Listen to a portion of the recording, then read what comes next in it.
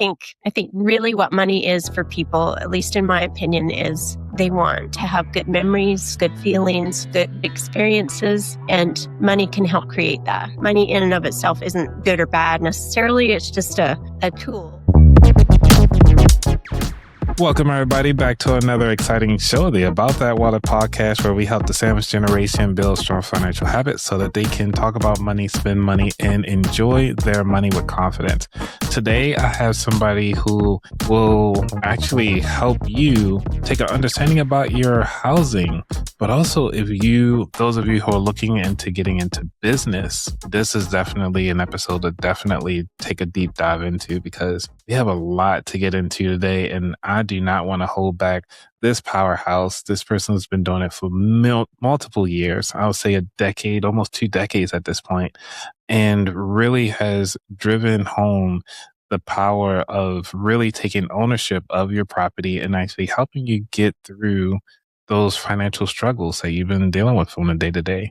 How you doing today, Ann Pells? Really good. Glad to be here. Thanks so much. You're welcome. So, before we even dive into all of this, we always have a story when we're grown up and that kind of helps mold our character.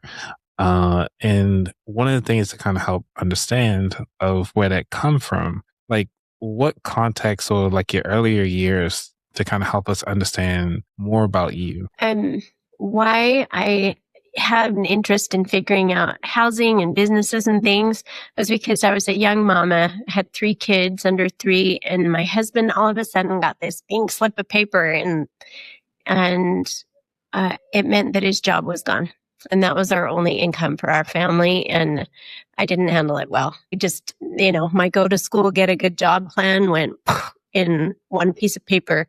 And I think that when things happen that we don't plan on, people are losing jobs and things are happening all the time. That there's nothing special about that necessarily, but it was kind of a turning point for me. I realized that what I didn't know that I didn't know was costing me a lot of peace of mind, and we had to figure out money different.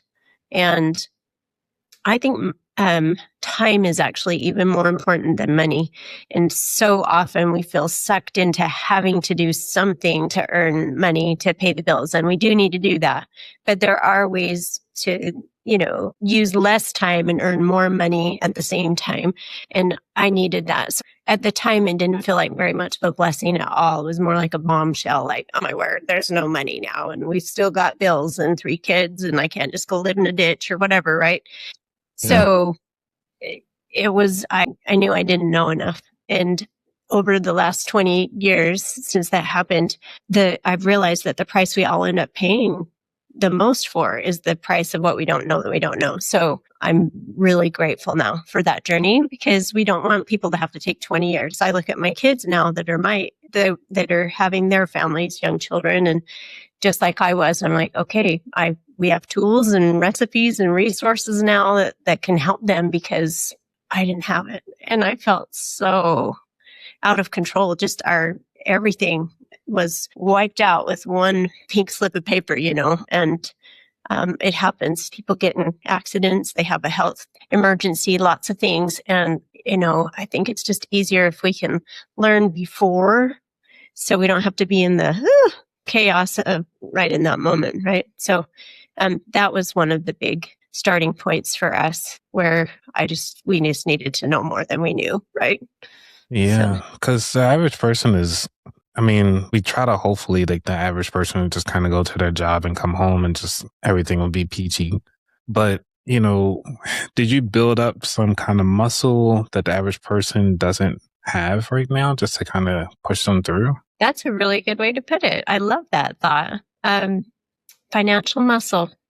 Yeah, that's valid. Like the more practice and the more we learn about something, the easier it is to do it next time. Our 20 push-ups or whatever we're working on physically or financially or anything, right?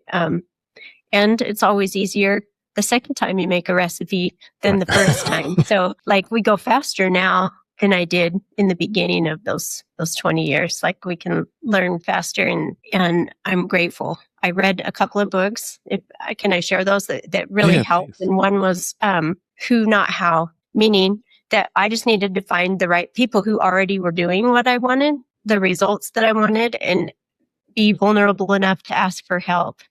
I wasn't. I was like, I'm going to figure this all out by myself and I'm just going to do it. And I think we go faster if we're willing to, not know everything and ask really good questions, because somebody knows stuff more than we do.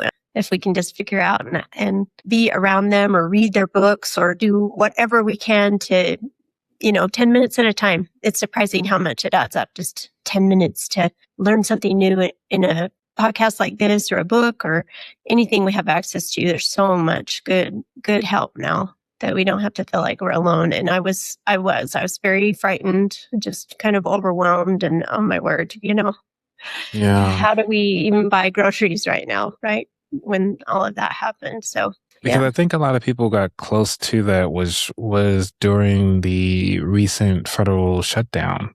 Got close to those, and I can only imagine the fear of, it's not even a pink slip. It's more so, hey, your neighbor, your friends or family are all going through it. So you're not going through it solo. But the fact of the matter is that we all in the same boat. We don't know what to do next. You said the great question, which you said something there about asking the right question. Yeah. What do you how do you come up with a good question or formulate that good question to kind of get the answer that you need? Now we use AI. I literally will ask it and I'll just say, I don't know about this. What can I learn? And it will give us some good starting points. And then, I think my first really good question about this was when I was 15, sitting on the couch, and my grandpa, who I didn't even really know what he was doing financially, but in life in general, he said, the word can't is not in my dictionary. And I'm like, yes, it is. It's C. It's between the B and the D. And I'm like looking at him as a 15-year-old going, And he's like, oh, no. Can't, whenever I feel myself or hear myself telling me that I can't do something, whatever it is, change my health, change my money, change a relationship that I'm working on, or if I can't do it, I'm not good enough, I don't know what to do.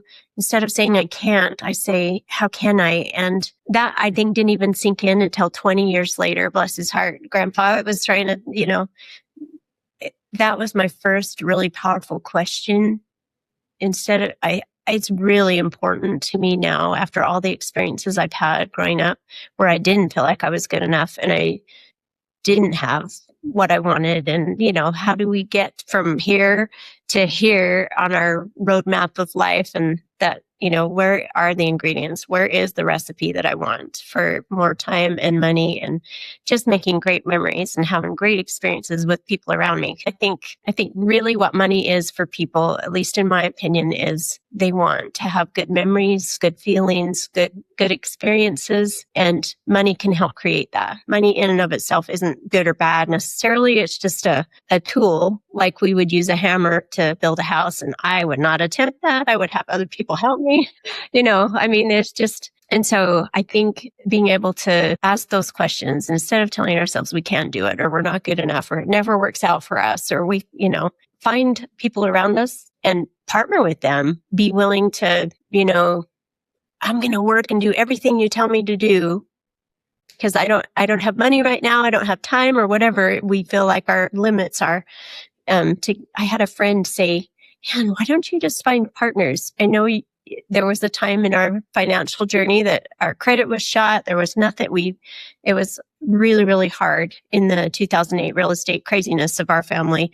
And he said, why don't you find a partner? Can you think of anyone around you that would love to do real estate, and people who can get that done for them and create something really good for that person if you're willing to just share with them and partner? And I said, I can't think. So the word can't snuck back into my life. I had to, I think we're all in a place of how can we get the can'ts out and make it so we can have those good memories and the money and the time that we want. And I'm grateful now for all the crazy of the last 20 years. Because, now we can be in a place of we'll figure it out. Something will work out, and someone around us knows something I don't know. And I'm going to be willing to just ask those questions and not be the smartest person in the room. I think it was Henry Ford said that. He knew how to put really smart people around him, and they could all work together to get something awesome to happen. So, yeah, because I'm believing your story. You moved about 15 times, and I can't even imagine thinking about that, having kids in tow, husband, just getting it. Now, out of those 15 times, how many times was it when he got the pink slip? Just one for a pink slip. Okay, one per pink slip. One for that too crazy real estate stuff. A lot of times just because we had another baby or the job changed. Like one time, finally we had a job, but the company moved 3 hours away. So we could either find another job or we could move with the company. And after that long time of not having work, I thought, you know what, we are just going to be willing to move where the company goes. And so that was 3 hours south of where we had been. And yeah, my kids got really good at meeting new people. Nice. Can you talk about that? I'm not sure how they feel about that now, but that's what we did. So but as you know, for housing, if you move that often, you're not really ever cutting into that mortgage payment, and it's very hard. Most people I know don't move every couple of years, but even if you move the typical of what American families move, those first 7 years of a mortgage, you're hardly getting anything paid down at all, and feel like you'll have the house payment until you're 102. Right? And that's no fun. So yeah, because starting over 15 times now. When you say 15 times, were they like renting at some point, or were these actually homes that you're looking to purchase? Yeah, we bought a home in each of those places when we'd moved there, but then you have closing costs and lots of things that add on for when you're purchasing it. So never really got very far on having a little nest egg where we could create, I don't know how familiar your listeners might be with like Robert Kiyosaki and Rich Dad, Poor Dad, how you want money to be coming in when you're sleeping. And we were like, yeah, we know how to do that, but how do we even get started? How do we buy real estate? How do we have businesses or other things that bring income in when we're not spending time on it?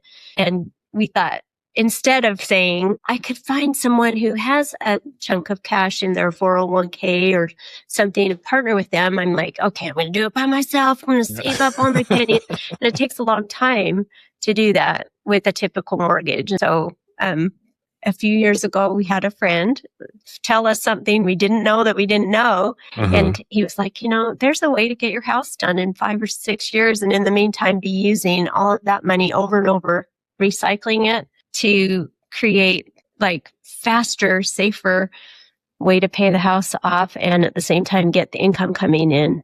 And that's where we're at now. But it was a little YouTube video that we watched for just a couple minutes. And I thought, why didn't someone tell us this 15 moves ago, right? Because then I'd still have all of those 15 houses and they would have created some good rental income for us. But we didn't know what we didn't know. So now you're I love YouTube video. When people can find out more about that and be like us, like, oh gosh, that's something new I didn't know. And it was life-changing for us because within a couple of years, we had half of the house paid off and we could use all of that interest that we weren't paying to start creating businesses and real estate and other things to have income coming in case we ever got another pink slip or another crazy financial thing. And, those are just really unpredictable. All of us are going to have it. Yeah. And my same grandpa, always said to kind of keep yourself on the top half of your gas tank. And I think that's true for money and for health and relationships. Let's fill up our gas tank before we're running on fumes and make sure we have enough of everything so that we're not like constantly in that fear and stress and worry that I was when that pink slip happened, So it seemed like you have a lot of resilience, and it seems like you become really wise over the years, I guess, listening to your grandpa. Mostly kind of the mistakes we made, right? So I'm going to seed you all up and you don't have to make those same mistakes. Right. So then what are some specific strategies that people can use to kind of help eliminate their mortgage debt within short period of time? One of the things that really helped, it's at annsplan.com. That's our website. They can go and get a free phone call there, free calculator, people to walk you right through how that would even look, like be specific to your own income and expenses. If you have this much income coming in, this much expenses, here's what you could do with your house to make sure that it starts paying for itself. And I'm very, very grateful for all of those free resources that are there. If you decide you want to work with them, there's a money back guarantee for a year. Try it. I knew within about 30, 60 days that everything they told me with that calculator was actually going to start happening. And we had never seen our mortgage pay down that quick, like several $100,000 paid down on the mortgage in 2 years, and being able to use that money over and over again if we needed to for an emergency. And like no mortgage that I know of does that except this one. And I was very grateful for that little video I watched that taught me something I didn't know that I didn't know. And anyway, so annsplan.com is a good place to go. You can also start looking at, they have a website and some other information just free, because we want people to like feel like you can ask a ton of questions. Questions are amazing. Wish I'd been more brave about that all those years. And when someone said, you should have a partner help you, I should have said, well, how can I do that? Instead of, I can't have a partner. I can't have people help me. How soon? I lost millions of dollars in the can't part of my life. Like, right? Wow. So yeah, speak up, everyone. Take my word and don't do the can't. So when it comes to the basic, I guess you could say, understanding of the mortgage, and in a sense, the framework around paying off the debt. Yeah. Is it more so of a mindset shift, or is it just paper to pen? I need to go ahead on and focus on paying down the interest rates, and just, even if I have an extra $5, throw it into the mortgage. If you use the type of mortgage that I have at annsplan.com, I would just, everything that you earn goes right into that house payment.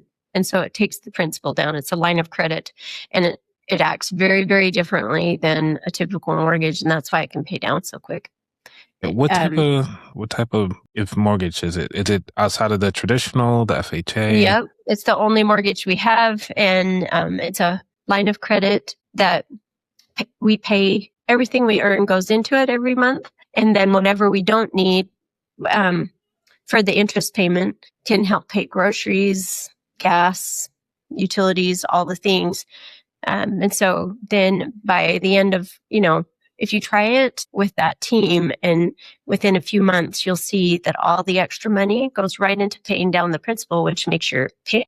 Like last month, I think, when we started 5 years ago, our payment would have been on a regular mortgage about $2,200 a month for where we live. And I was like, because then there's nothing left over to pay anything toward getting businesses or real estate, other income coming in. And our payment went down to $400 a month, and all of the extra went right toward the principal, instead of like a typical mortgage where, if you have a $1,500 a month house payment, only this much is going to go, tiny, tiny bit to the principal every month. And this works just the opposite. It wants to pay your principal first and then a tiny bit of interest. And so I was just very, very grateful. I wish I had known about it. Right. All those houses ago. Right? Yes. But anyway, is it something that people can search when they talk to their realtor, or is it just something that has to go through the Ann's website? That's the easiest way, just for education and free. But you can also just look for line of credit or velocity of it. I definitely recommend that people get education with it, because I think mortgages are like they're kind of like a death trap. You pay them till you're 102, and the bank gets a monthly payment from you and loves it, but it's really not helping your family get anywhere financially if you have to pay it for 30 years or start over every couple of years like we did. This one's meant to pay down completely within 5 to 7 years, and then you're done. And all of that extra money that you didn't have to pay in interest can just go, like, for example, we can buy a business that makes $10,000 a month in 1 hour a week of time for about $150,000. So all the money that I didn't pay toward my house can go toward helping my kids and us have more income coming in case of emergency, and being able to help people more because we have more, right? We can help someone that got into a little bit of a hard spot or had an emergency of their own. We're like, well, we have something available now. We can help, right? Yeah. Because going through that time frame of, the kids, I just want to kind of focus on them just a little bit. Yeah. Like, what were your conversations with them when they were younger, especially about money or about? Well, just mostly about money. Yeah. Wow. The things I didn't know that I didn't know. We started learning with Robert Kiyosaki and the cash flow game and Monopoly and all the little houses. And we talked to them about real estate and things, but we had no idea how to even get started because we didn't have a little nest egg or a rich uncle or someone that gave us a lot of money to get started. And then as they got older, like all I knew when I graduated from high school was balancing a checkbook. And now we don't really even use checks that much, right? So I think it's just a process of, again, asking those questions, and let's find somebody who is doing what you want and follow what they're doing. Like find that recipe step by step, and to let it take a little while and just take the next daily step. Like congratulate yourself for starting wherever you are financially, and then take that next step.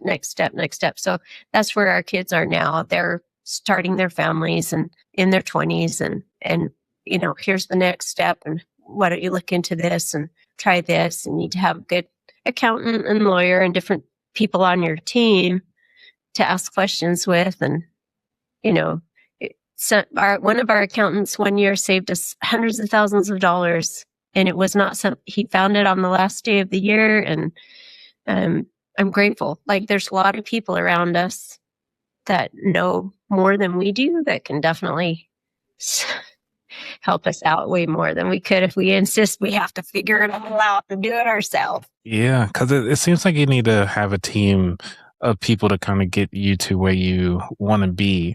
So for the person that's out there that, I mean, you seem very approachable and exciting to be around. Yeah. Right. So, but because for people that aren't like that, what would you say that's special about you to kind of be bold enough to actually ask people certain questions to help you, or to even be vulnerable enough to even ask the question for help? I just realized how much it was costing me if I stayed quiet and didn't get more knowledge than I had. It was costing me a lot of peace of mind. Our relationships weren't good, and our health, lots of things. One 90-year-old lady, she just offered to be a listening ear for an hour. And I unloaded on her everything that was bothering me about my husband's health, my health. We were in our 40s. And for heaven's sakes, she said, oh, my son, he's a doctor. He can help with that, right? And I wouldn't have known if she hadn't been open enough to just say, if you ever need somebody to listen to you. So I guess it just cost me too much to be quiet. And I started realizing that if I didn't speak up, I would have the same result that I've always had.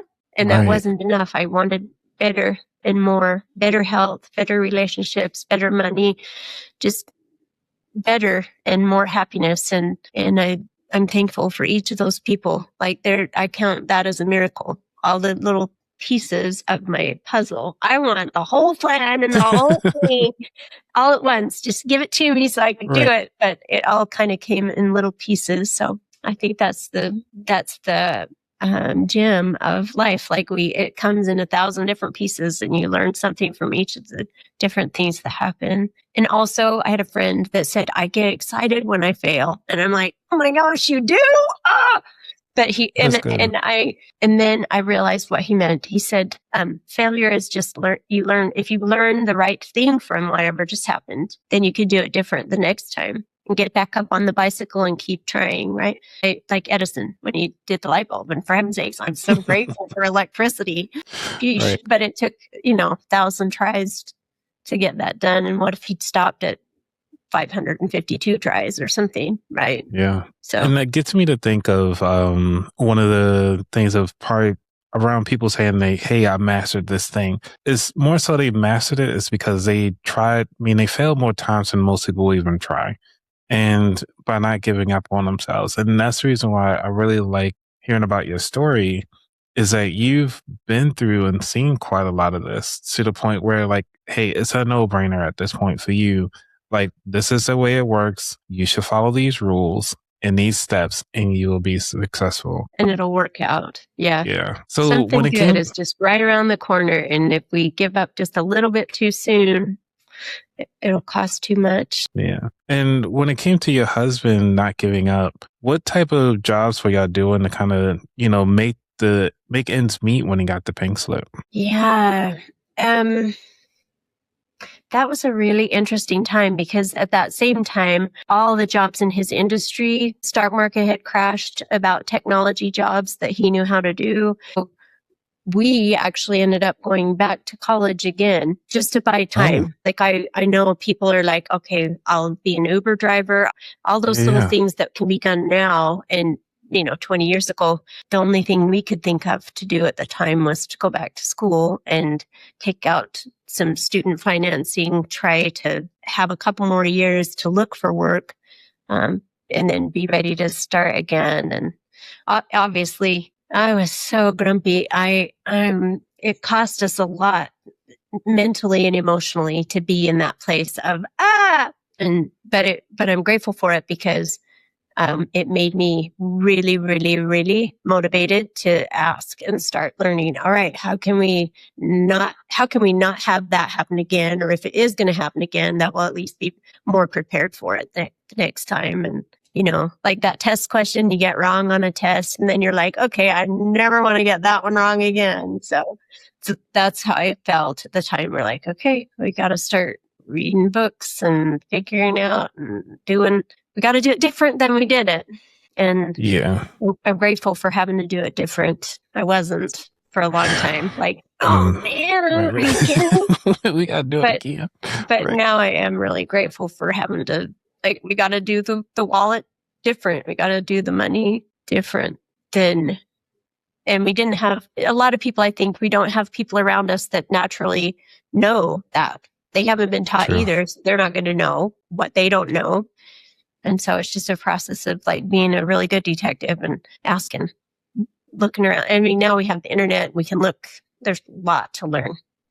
Well, and I guess that's kind of like the bad thing about the internet is so many options and you don't even know where to start. Right.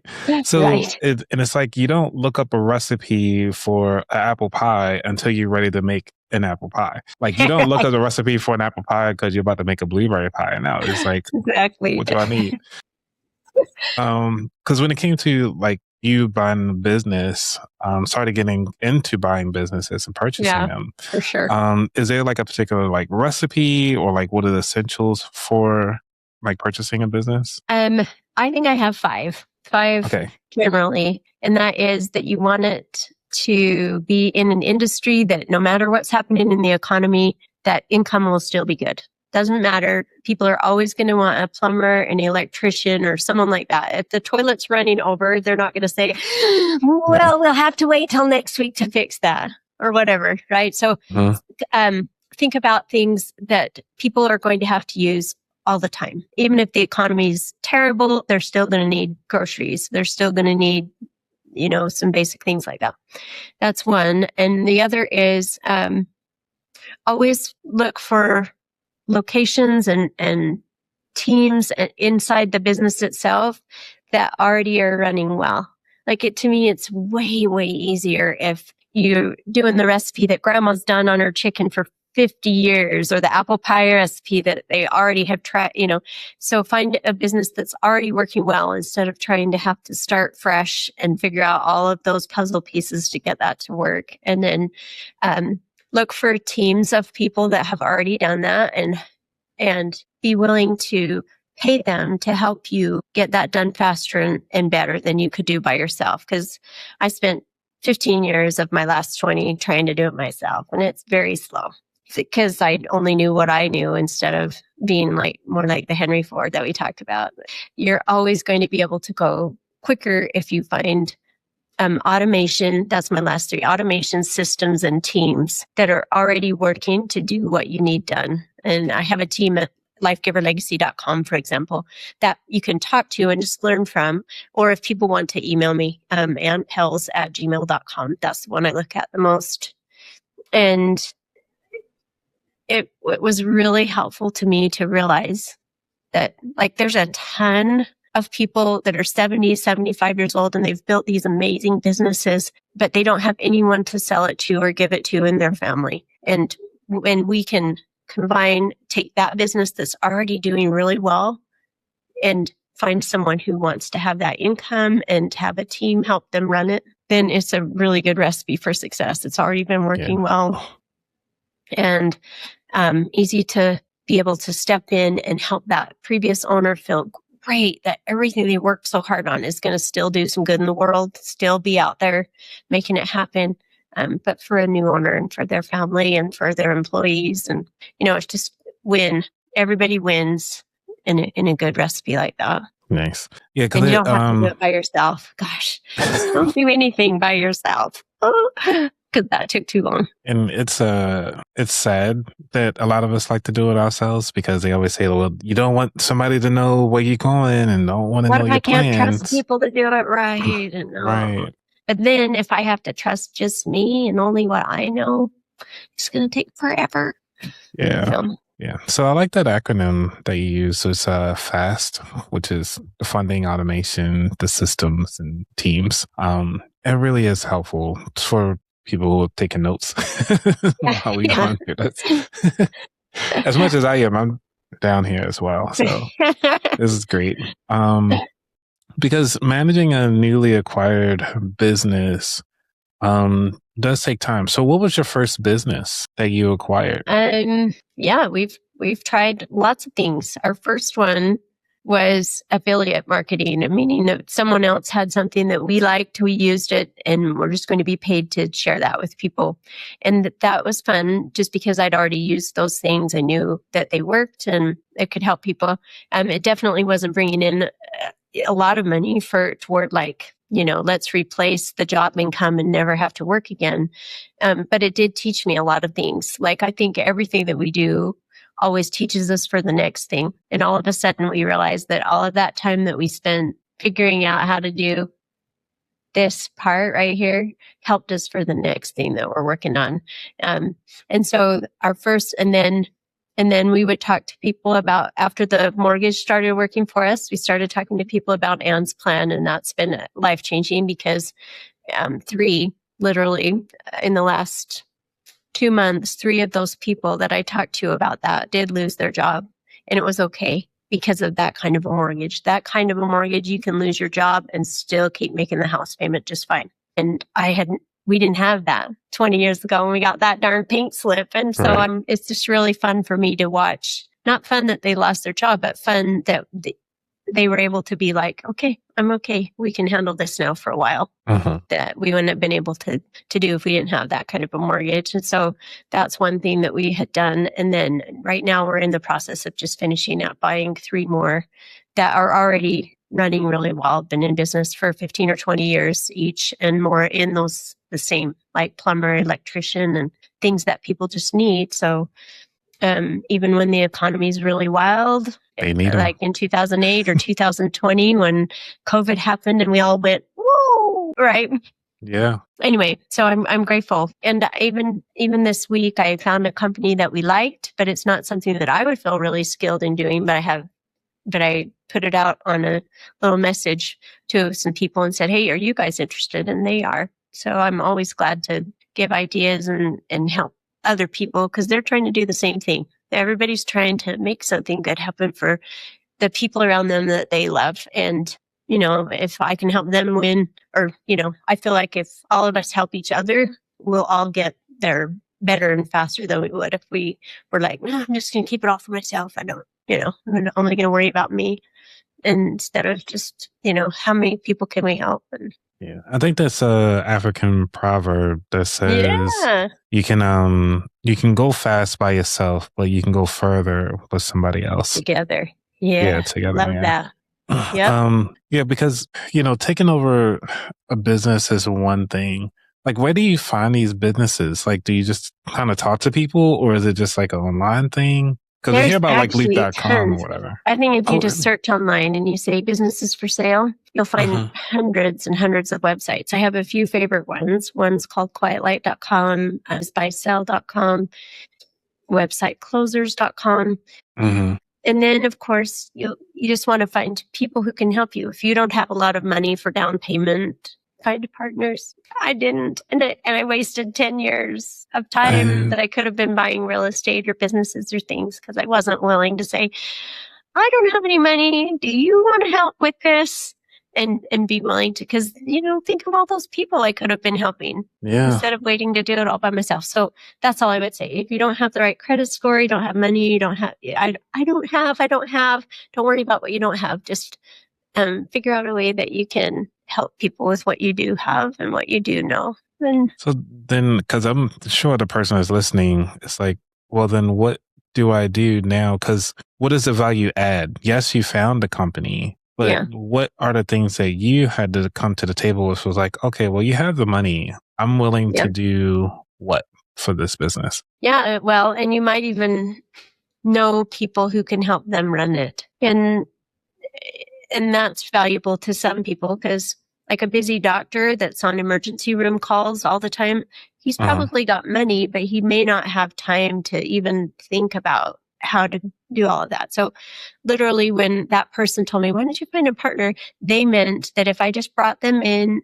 the partnership would run the rental or the business for them and we would share profits. And because I introduced them to partnership, it would be valuable to them, but they wouldn't have to spend any time on it. So I think that's the win. If you don't have money and you want to partner with someone, you're willing to spend time getting it all set up so that it has that automation systems and teams, and you use your time and they use their money, and it becomes this really good little partnership because a lot of people you either have one or the other. And when you have both, that's what we want, right. both time and money. When you're first starting out, you might not have a lot of money, so you can use your time to help other people who do have money or do have other resources. And I wish I hadn't Yeah. waited 10 years to figure that out because, think how it's like those 15 houses. Wow, what would have happened if I'd known 15 houses ago?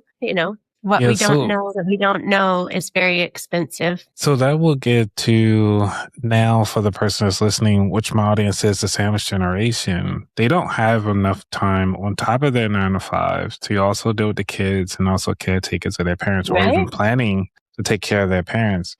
Right? And you mentioned to try to help them out within like 1 hour of work a Yeah. week. So can you break Yeah. down what does that look like and how somebody can get there? Yeah. That's the 1 hour is on my lifegiverlegacy.com. There's a team there that will help with businesses, and they actually go out and look for the business for you, help you get the money to buy it, and they help you manage it afterward if you want them to. And that's how come it just takes me 1 hour. I get to be grandma and take care of my parents, my children, all those things. And they are willing to put in the time. And I was willing to just pay them a small, I think you can start with $1,000 and then work your way up, whatever makes sense for you at the time. Just talk to them about the options and see. But it was worth it to me to have their help because they've already done hundreds of businesses, and someone who's already done it, they're going to be faster at making that work than someone who hasn't. So that team was very helpful to me. And of course, there's all kinds of people that have money and they want to let their money be earning a good return. And so that's the other partnership is, once you find those businesses with this team, have them help you find it. They'll help you find the money to do it. It doesn't have to be our money. It can be other people's money. It can be the bank's money. And if it all makes sense and still makes a good income, then I think it's worth it. It's Okay. faster to have that money coming in, even if you have to gather the money from a lot of different places. instead of thinking you have to save up $100,000 all by yourself for the next 10 years before you can even do anything. Let's just explore the how can I part. How could I partner with someone who already has everything I need? They have good credit score, like that word can't, it stopped me and costs so much time and money and stress. Instead of saying, all right, how can I figure this out? How can I do it? Yeah. Because I'm thinking of so many of my listeners that have come to me and just trying to figure out a way to make ends meet with little income and little time. Right. And I know you mentioned far as some of the high earners, they have little time. And then some of the people who have little time have more time, have little income. So it's just kind of like how do you It's a find that balance, isn't lovely it? balance? Yeah. Yeah. To make that work. One book that I read that really helped me was called Time Machine. Time Machine, I heard that one. And the one that really, really made a difference for me is called Limitless by Chris Crone. Just because it took me out of that place of I'm not good enough, I can't do it, I don't know what to do, all those things. Able to have my permission to read the end of the book first. My husband always laughs at me because sometimes I just have to read the end of things to make sure it's going to turn out good. But that one I read the end first, and it helped me to be not in the I'm not good enough, I don't know how to do this, it never works out for me thing. And then you start seeing all the possibilities instead of all the obstacles. I think it's like being in a hurdle race.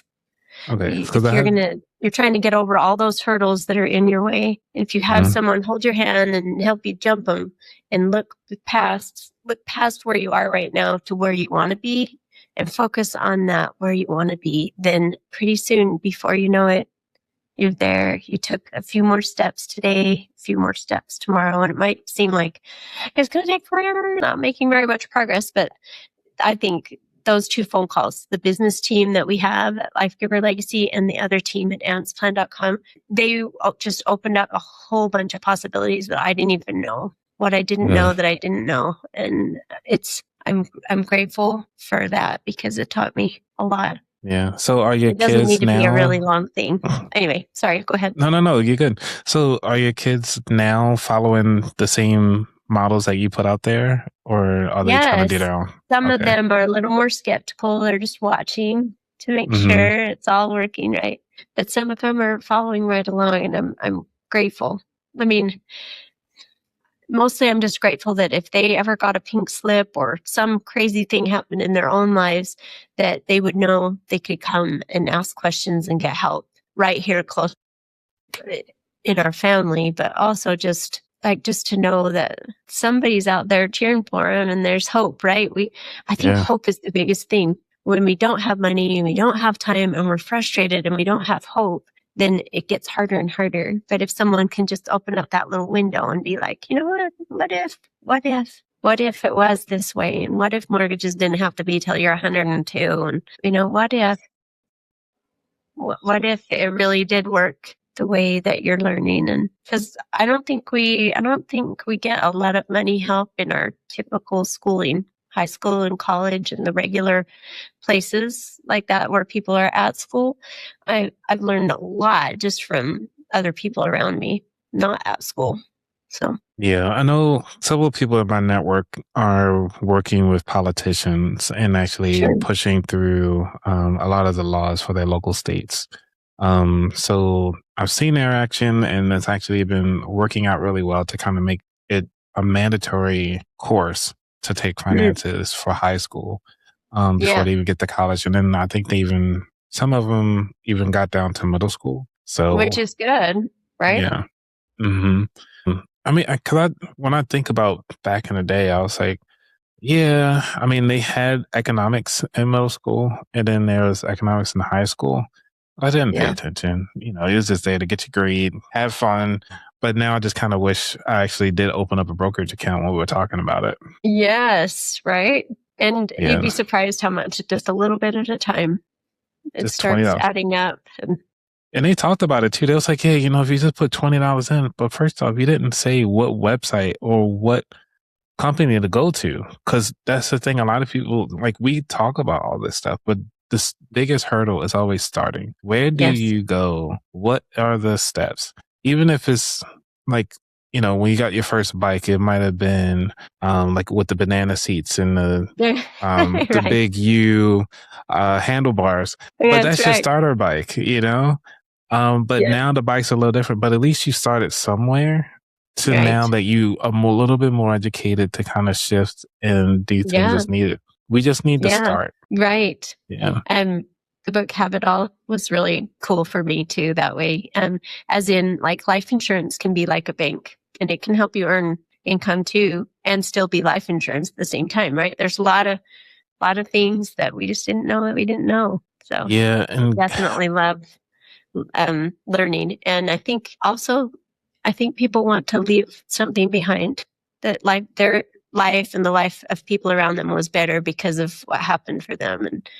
And anyway, that's my other favorite little book for kids, called The Butterfly Effect. It has a lot of pictures, and it was about George Washington Carver. And someone mhm. found him in a burlap sack in the middle of the Civil War and raised him like their own. And because they were kind and helped him, he was able to feed millions of people with what he did for figuring out how peanuts work, and for heaven's sakes, right? So Yep. you just never know of the little piece of good that you did to help someone, that it might ripple out for thousands and thousands of other people because of what you figured out and shared with somebody to help. So Yeah. So with that, like, we're talking about the future. So like what habits do you feel that you're focusing on right now to kind of improve your life? I have recordings in my phone that Oh, help me nice. to not ever be in that can't place again. Like, how can we? And so I listen to those for a few minutes every morning while I'm getting ready or doing other things or getting some exercise. Mindset's my first step. And that's one thing I do to help with making sure that I don't waste time being in the can't space anymore. And then, of course, I think just being willing to celebrate your wins. I don't think we give ourselves, kids are really good at finding the joy in everything. They're so Yes. excited about all the stuff.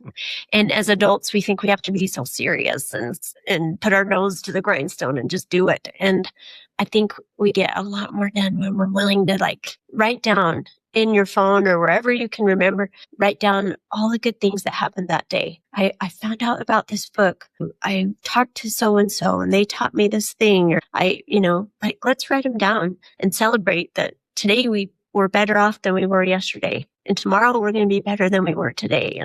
I think that momentum comes a lot more from celebrating everything that's going right, instead of focusing on, like, oh my gosh, I got this bill and I've got to pay. I mean, yes, we should be real about where we're at currently, but also just realize that that's a current hurdle. And after we jump over that hurdle, we'll figure out the next one, and we'll figure out the next one. And I believe that we're given answers and help. Things will come up right when we need them, and we'll get the help we need. So That is good. I mean, I really like that you do that in the morning because a lot of people don't. That shows yeah, that, I learned that the hard way, but right. can't costs too much. We have to be in the how can I spot so we can save ourselves lots of time and heartache. That will definitely be the title of this show. Can't cost too much. Yeah. So is there anything that you want to leave the audience with before we dive into the final 4 questions? Just don't be afraid. There's so many good things out there waiting, and you deserve it. Every one of us was born to do something awesome, even in a really tiny way, only for a few people or a lot of people, doesn't matter, but we were born to do something amazing. And the faster we figure out how to do that, there's people around us that know how to go faster and safer than we do. We just need to be willing to try something we haven't tried before. I kind of like the same foods all the time, but my husband's like, let's try something new. So it's okay to try new things, and it's okay to fail. In fact, celebrate and be excited when you fail, like my friend told me. I'm still working on that, but yeah, it's okay. Like, it's just going to be the next thing that you learned, and then you do better next time. Yeah. So what is I guess one more question for futures, I guess, which is What is it that you're looking forward to failing? I am looking forward to choosing something that didn't work financially so that I can prevent other people from having to go through that. I'm also looking forward to failing on my, like, I am so excited to have a better health journey too. And that meant that I kind of like spending plan and instead of budget, and food plan instead of diet. I mean, let's just have a plan that has tiny little steps that we're going to actually do them and succeed. Because then we can celebrate every day. And then no matter how many days we get, like none of us know how many days we get. So we might as well have as much fun as we can while we're creating those plans of tiny, tiny little pieces that get all put together to make something awesome happen. So it's good to have little failures and things that didn't go like we planned. Like, I think the biggest starting point of what didn't go like I planned is the biggest blessing now. That pink slip of paper that drove me bonkers and went, is a really good big thing now, because I wouldn't have even wanted to know anything else about money if that hadn't happened. So Yeah, okay. So I like that. It was your catalyst moment. yeah, Tough times, but we got to go through them. You survived them all, and not everyone obviously, does. None of us are going to get out of it. We're all going Right. to have crazy stuff that happens. And but we made it this far. So yeah, celebrate the win. from the answers we get wrong on the test, we do so much better the next time, and it's good. Yeah. Yep. So you ready for the final four? Sure. All righty.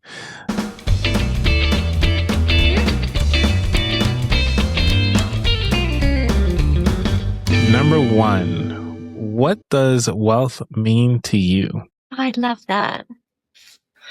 Love is a beautiful thing. It means that I love myself enough to love other people around me and to let them be them. They're going to do it different than I do it. And I can choose to be loving. It doesn't, like, I don't have as much control over other people and all the things that are happening around me, but I can choose to have love about it and be at peace. And then I don't have to waste a lot of energy and time in the worry and doubt and fear. Like, that's just dark and lonely and scary to be there. If we're in a place of love for ourselves and other people, then anything that happens will be good. Maybe that's why my friend could say he was so excited about failing. Like, what if I reach out to someone and I'm trying to make a better relationship with them and they don't want it and they're actually mean back? And, I have no control over what they're doing, but if I can choose to be in a place of love for myself and for them, then we can give them as much time as they need to get past their own, I can't do it, I'm not, things that they're probably thinking, or they wouldn't have been that mean back. Yeah. Yeah. Number two, what was your worst money mistake? Oh, we trusted the wrong people and put all of our money that we did have into one big investment that was supposed to be amazing and pay us income for the rest of our lives. And it was also going to be helping some people who needed jobs and housing. And I thought, great, our money will be putting to good use. And it turned out that wasn't. They went to jail. We had to start over. But I had a little tickle in the back of my head before we made that choice about where to put our money that said, and you probably need a little more information. So always listen to those little tickles in your heart or in the back of your head going, not sure about that, not sure about that. And because it was, that changed a lot of things. We had to change where we were living and how our income was working then to another start over time. And that's what I learned. Like, listen to how you feel inside about something. If you're not comfortable with it, ask more questions, take some more time. Don't rush into stuff. Don't feel like a panic and I've got to figure it out right now.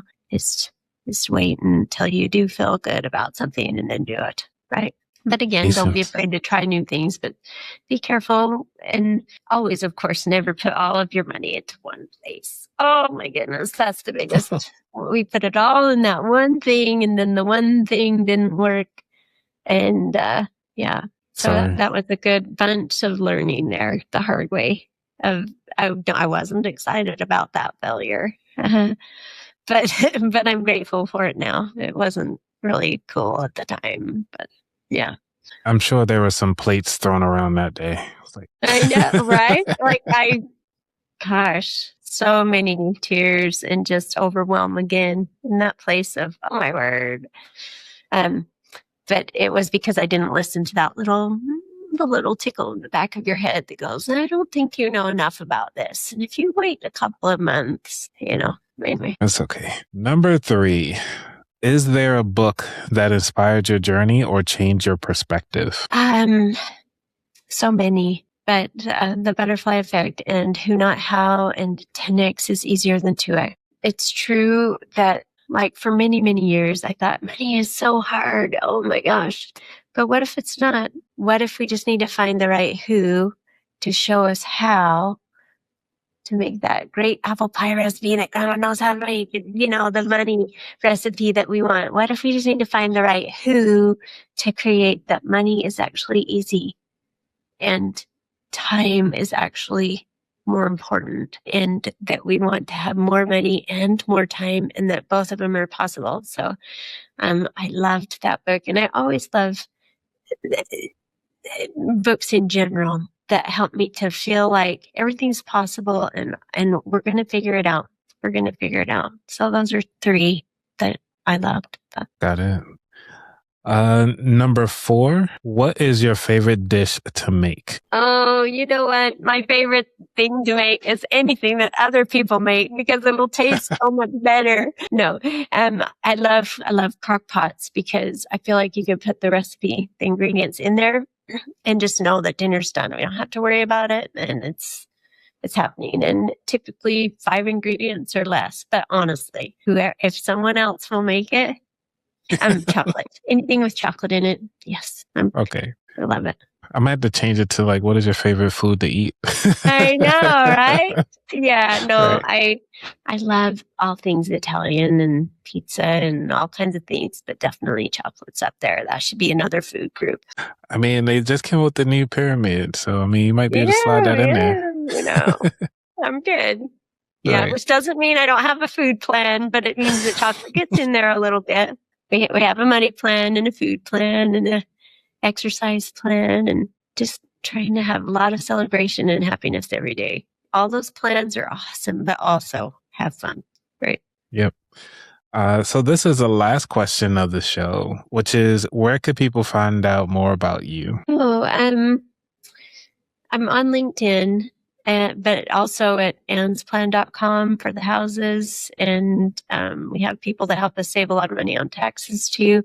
But then at lifegiverlegacy.com for how do I get that real estate started that I don't have to worry about, that's just going to be on autopilot with systems and teams. How do I get those businesses done for me? I like things done for me. I guess that's why my favorite foods are the ones that are done for me. And money should be done for me too.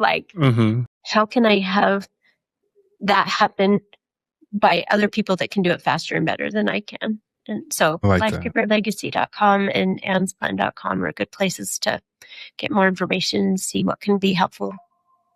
Love it. So, and this has been an amazing time. You've shared with us your downfalls, your ups, how you actually living life to the fullest, while still having fun without sacrificing too much. And I just can't thank you enough. And to me, my life lesson throughout this whole episode really is going back to the who, not how, and also the patience with myself and learning through all of this. So thank you so much for coming through, and this has been a fun time. I'm grateful. It was totally wonderful to get a chance to be together, Anthony. Thanks so much. You're welcome. All right, everybody.